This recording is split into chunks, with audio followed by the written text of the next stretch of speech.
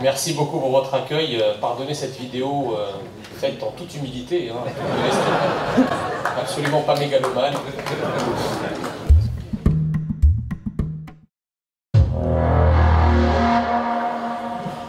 Je remercie aussi les organisateurs. Merci à toi, Alexane, d'avoir tant insisté avec un argument ultime qui est à la fois capital et stratégique pour la suite. C'était des huîtres et du vin blanc. Est-ce que vous avez entendu le discours d'Éric Zemmour sur l'assimilation? Oui. C'est moi.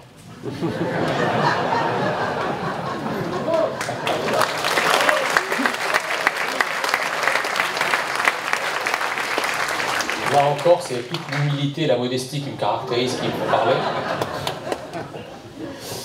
Moi, j'ai eu une mère de naissance qui m'a vu naître, qui est l'Égypte.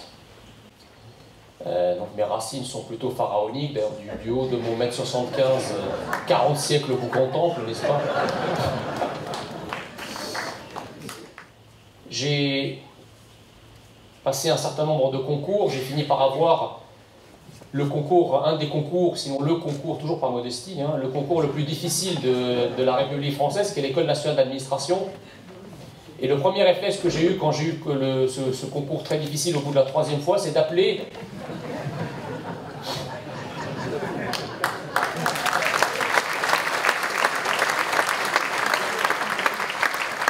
C'est bien, vous avez retenu que j'étais modeste.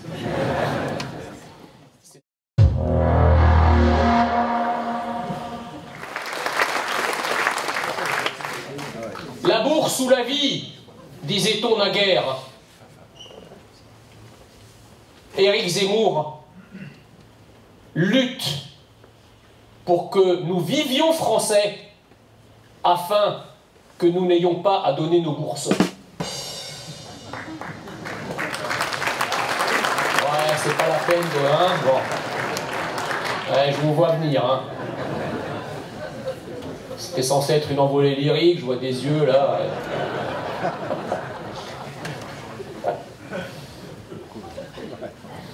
Bon, je sais plus quoi dire maintenant.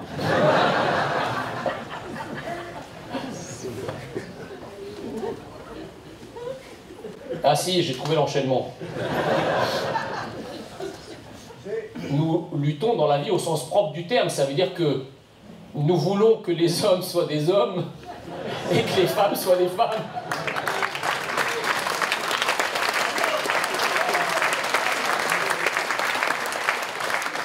Tiens, en fait, on se bat pour que un homme reste un homme et une femme reste une femme, et on se bat pour que, je sais pas, contre l'idée qu'un homme puisse être enceint. Parce qu'on a une élite qui vous explique qu'en fait, ce qu'on a entre les jambes, ça importe peu, en fait. Ce qui importe, c'est comment on se ressent. Remarquez, c'est bien pratique, parce que comme ça, s'ils nous reprochent de ne pas être paritaire, s'ils nous disent « votre gouvernement, il est fait que de mecs », ben, il n'y a qu'à leur répondre « ah oui, mais il y en a la moitié qui se sentent femmes ».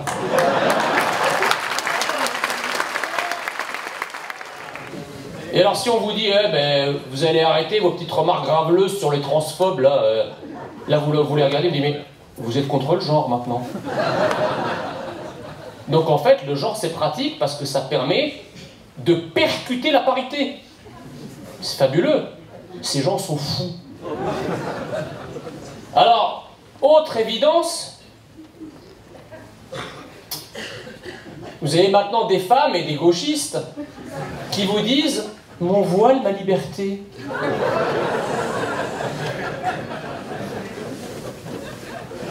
Donc en fait, la liberté de la femme maintenant, c'est d'être bâchée comme un 38 tonnes.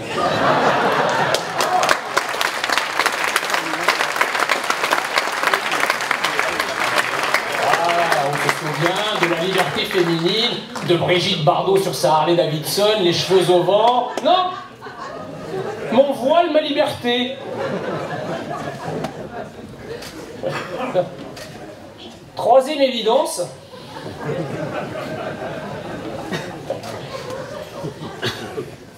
C'est Jean-Luc Mélenchon qui vous dit « La vraie police républicaine, elle doit pas avoir d'armes. » Non mais, la police, elle est faite pour faire respecter l'ordre républicain. Donc, si on a lu Max Weber, on sait que l'État ayant le monopole de la violence légitime, il faut que la police soit armée pour être en mesure de faire respecter la loi et l'ordre républicain. Non! Il ne faut pas qu'il y ait d'armes. Donc en fait, ce que veut Mélenchon, c'est déjà que nos flics ont l'ordre, lorsqu'ils vont dans certaines cités, de ne pas riposter. Donc il faudrait qu'ils y aillent avec des t-shirts peace and love, quoi. On est chez les fous. Par exemple, quatrième évidence.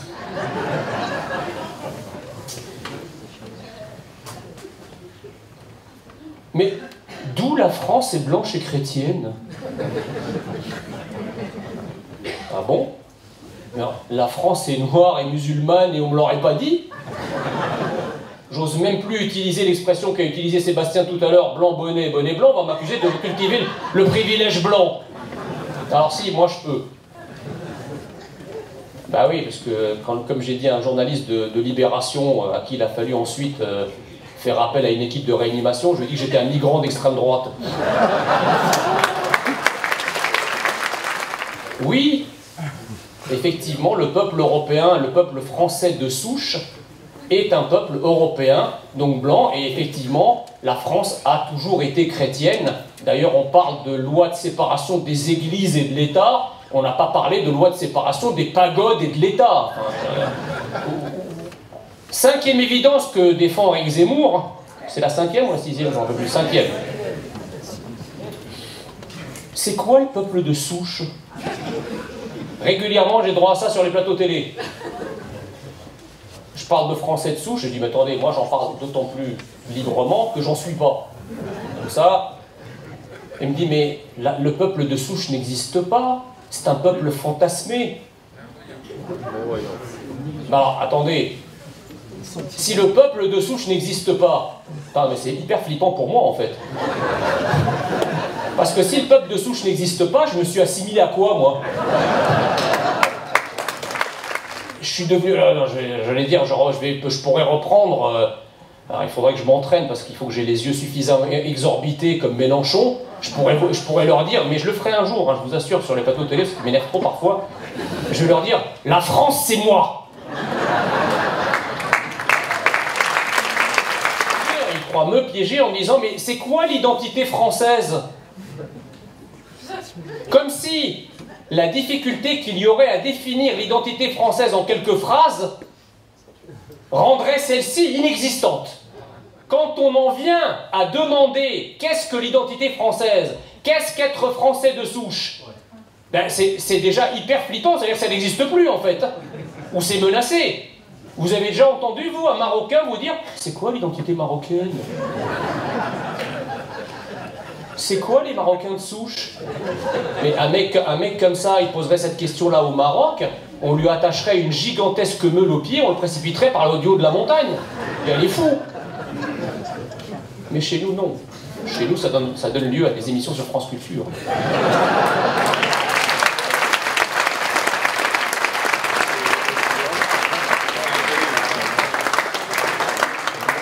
Vous savez, ces émissions qui passent à 23h. Ce soir, Heidegger et le non-être. Là, c'est pareil. Ce soir, qu'est-ce que l'identité française?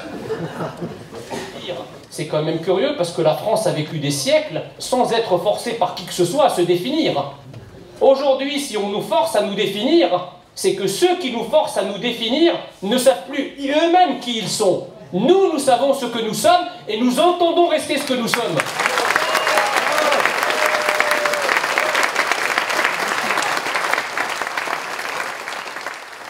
me dit souvent, oui, mais toi, avec Éric Zemmour, vous proposez la remigration. Et on me dit, mais mec, si Éric Zemmour arrive au pouvoir, tu seras le premier à être rémigré.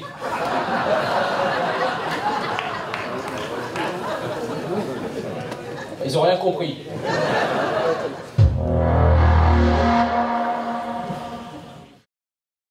Et j'ai eu une mère adoptive, qui est la France.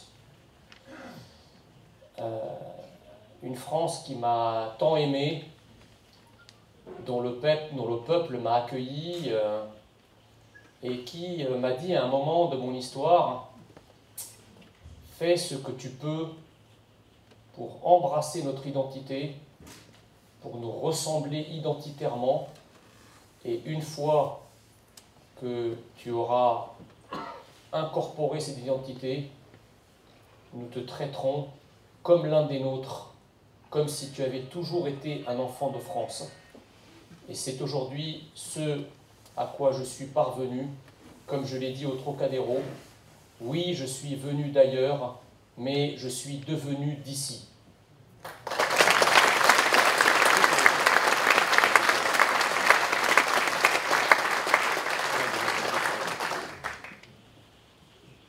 Je suis arrivé en France à l'âge de 8 ans. Je ne savais pas parler un seul mot de français.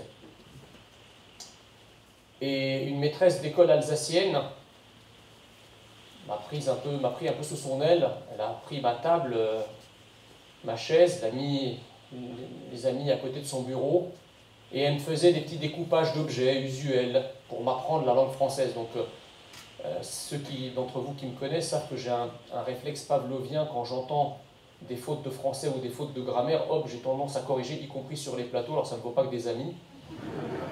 En fait, j'ai appris le français comme certains musiciens apprennent le solfège. C'est-à-dire que quand j'entends des fautes, c'est comme si c'était des fausses notes, en fait. Et j'ai ainsi pu poursuivre mes études, apprendre rapidement le français, poursuivre mes études, lire mes premiers livres, découvrir ce qu'était la France dans les livres, tomber amoureux de la France, rentrer en France comme on entre dans une religion, avoir la foi nationale. Et le premier réflexe que j'ai eu quand j'ai eu ce concours très difficile au bout de la 3e fois, c'est d'appeler cette maîtresse d'école qui, 25 ans plus tôt, m'avait fait des petits découpages pour m'apprendre la langue française, pour lui expliquer que le petit Égyptien qu'elle avait accueilli à l'âge de 8 ans était devenu un énarque. Et bien vous voyez cette trajectoire, c'est exactement ce que Éric Zemmour entend systématiser pour l'ensemble des immigrés qui décident non seulement de vivre parmi nous, mais de vivre comme nous.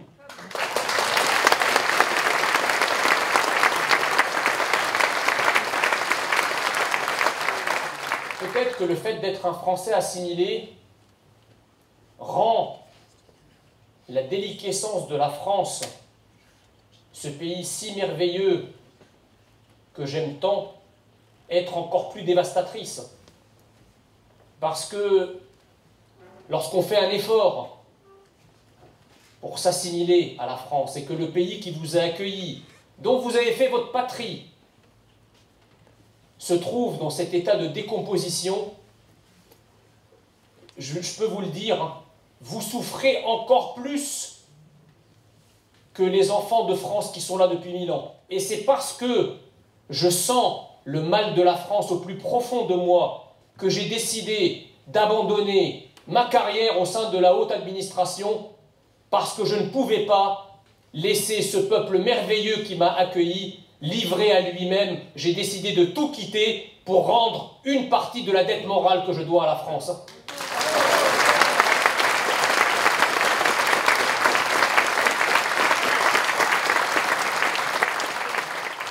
Mais moi je leur dis une chose très simple.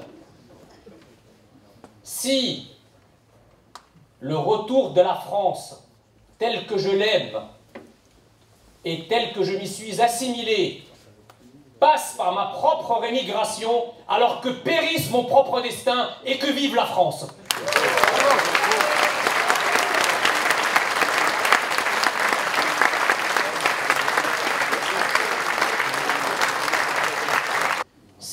France est un trésor magnifique qui mérite d'être défendu à tout prix.